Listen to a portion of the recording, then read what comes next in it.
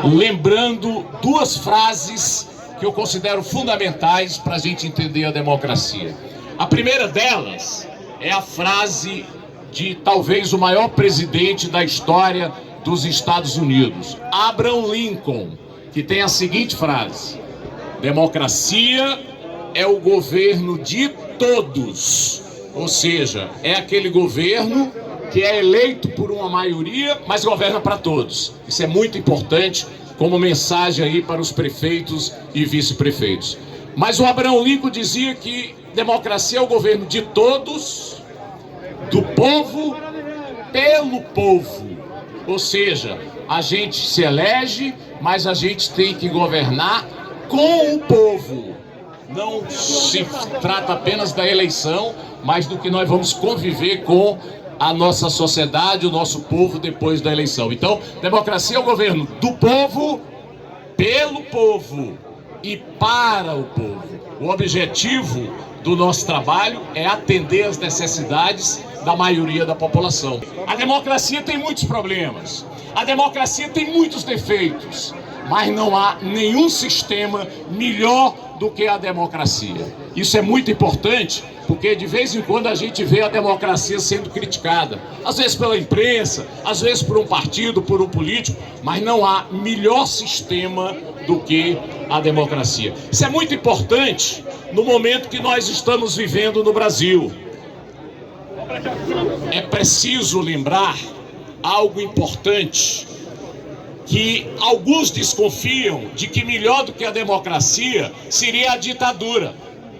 Ora, tem que ter um governo forte, tem que ter um salvador da pátria, tem que alguém salvar o nosso país, salvar o nosso estado, salvar o nosso município. Veja bem, a ditadura sempre é pior do que uma democracia. Vou lembrar aqui dois grandes líderes que acreditaram que a ditadura poderia ser melhor e tiveram uma vida política muito infeliz. O primeiro deles, um dos maiores políticos que o Brasil já teve, que foi Carlos Lacerda, ex-governador da Guanabara, grande deputado federal, um grande tribuno, um homem preparadíssimo. Carlos Lacerda foi um daqueles civis que lideraram o movimento golpe militar de 1964. Vou lembrar outro grande presidente, um dos maiores presidentes que o Brasil já teve, Juscelino Kubitschek. Juscelino Kubitschek, ele apoiou o movimento, o golpe de 64, votou no Castelo Branco para presidente. E eu pergunto a vocês, o que aconteceu com aqueles políticos que, na ilusão de que teriam vez, de que teriam oportunidade política na ditadura, o que aconteceu com eles? Carlos Lacerda, Juscelino Kubitschek, meu caro Duquinha, foram perseguidos, foram exilados, mandaram para fora do país e não conseguiram seus objetivos políticos. Os dois queriam ser candidatos a presidente em 1965 com o apoio daqueles que tomaram o poder. Portanto, amigos e amigas, não se iludam. Na ditadura, o político não tem vez. Na ditadura é o poder econômico e muitas vezes em aliança com o poder militar. Portanto, é uma ilusão achar que os partidos, é uma ilusão achar que os políticos vão ter vez, vão ter voz num sistema de força, num sistema autoritário. Eu poderia citar aqui N exemplos, mas não citarei por uma questão de tempo. Então lembre-se do artigo 1º da Constituição Federal. E o artigo 1º tem um parágrafo que talvez seja a citação mais bonita da Constituição. Olha o que é que diz o parágrafo único do artigo 1º. Diz o seguinte: o poder emana do povo, que o exerce indiretamente através dos seus representantes e diretamente conforme a Constituição. Veja bem, o poder político é do povo, não é nosso. Não são os parlamentares, não são os prefeitos que têm o poder político. Eles são representantes do povo, eles são representantes do poder político. É bom sempre nós lembrarmos dessa lição. Nós não temos o poder é do povo. Muito bem, no artigo 1º, traz lá 5 fundamentos da República. Eu vou citar só 2 por uma questão de tempo. O primeiro fundamento, cidadania. E o que é a cidadania? É a mesma coisa que política. Tanto faz eu falar em cidadania, como eu falar de política. Política vem dos gregos, da palavra polis. E o que era a polis para os gregos? A comunidade, a cidade. Então o que é a política? É eu trabalhar para melhorar a vida da minha comunidade.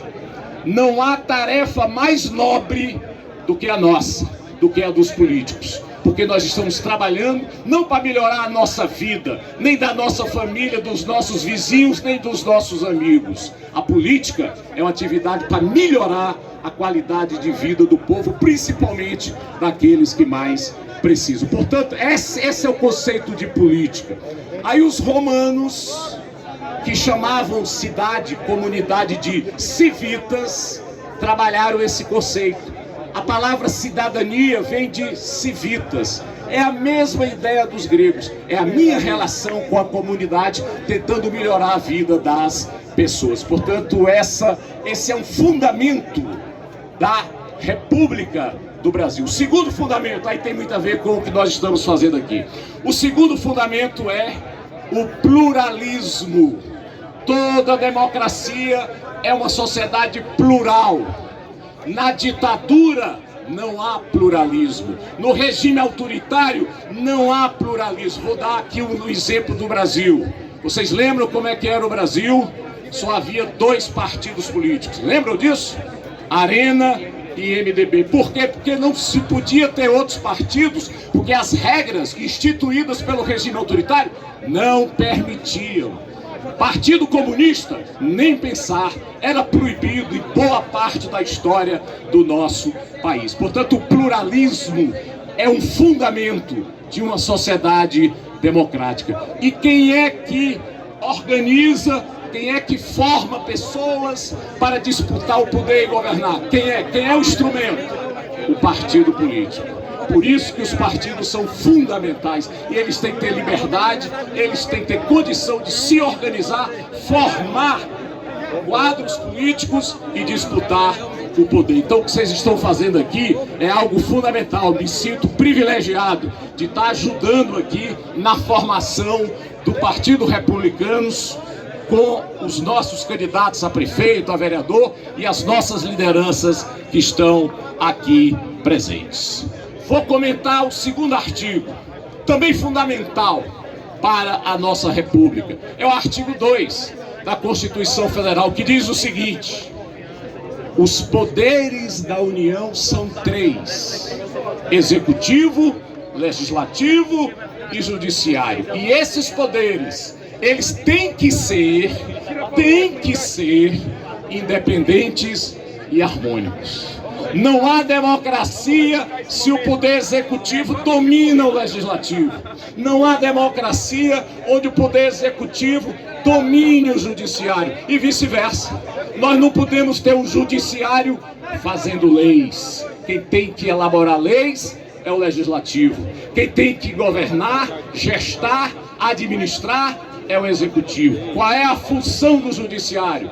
Aplicar a lei, interpretar no máximo a lei, mas a função é aplicar a lei que é feita pelos legisladores, pelos vereadores, deputados estaduais, federais e senadores. Então é muito importante que os poderes, eles dialoguem entre si, que eles sejam independentes e harmônicos, mas jamais um poder deve se submeter a um outro poder.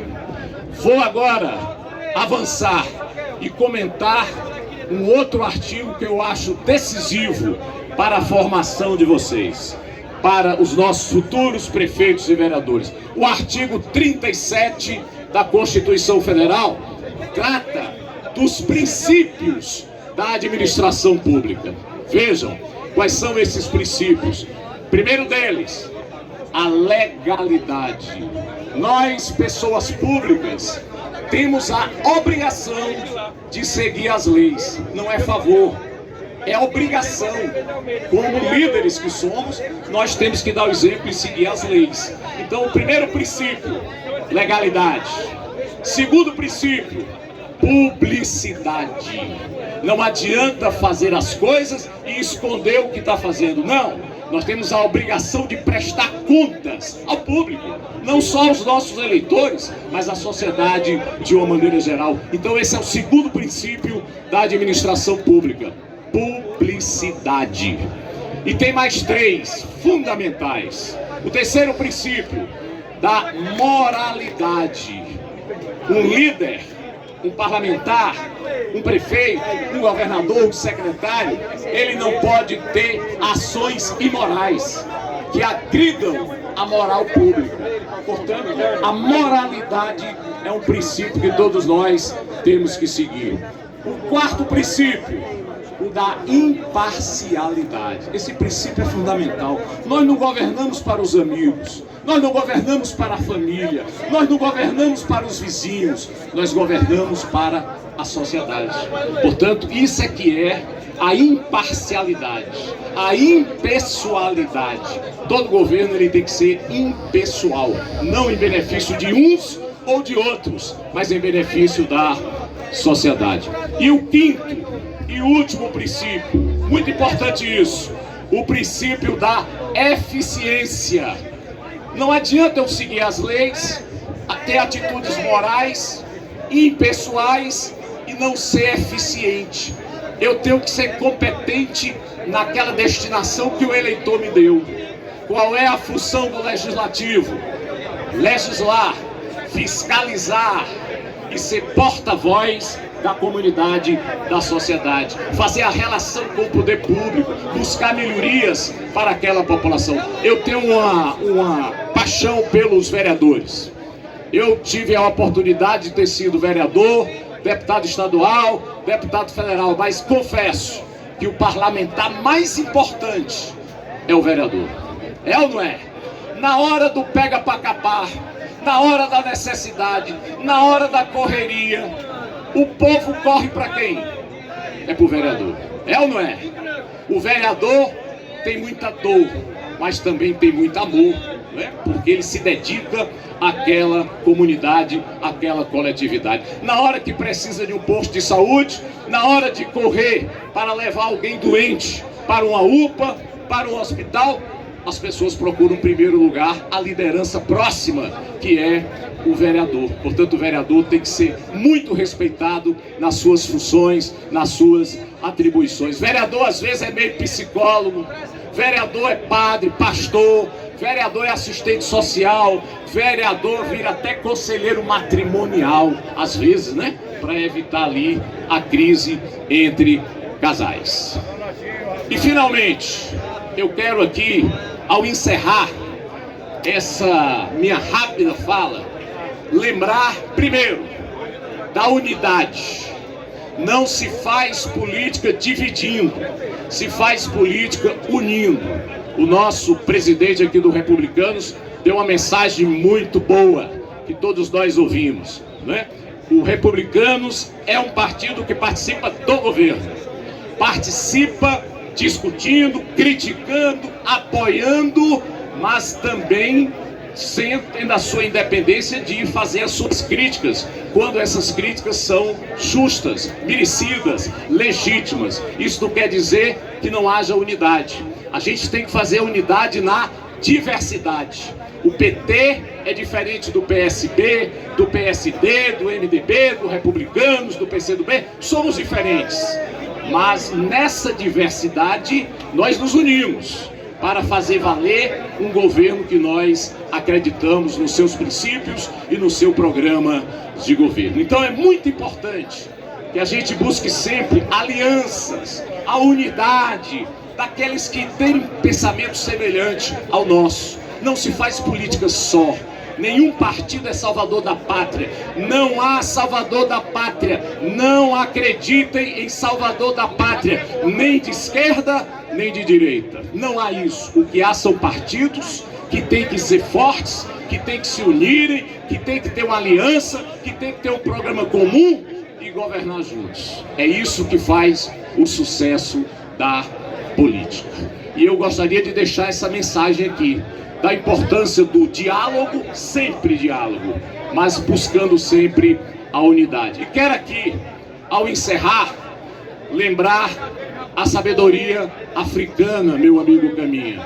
A sabedoria africana diz: se quiser chegar logo, ande só. Mas se quiser chegar longe, ande acompanhado. Nós queremos sempre a companhia de todos vocês. Muito obrigado.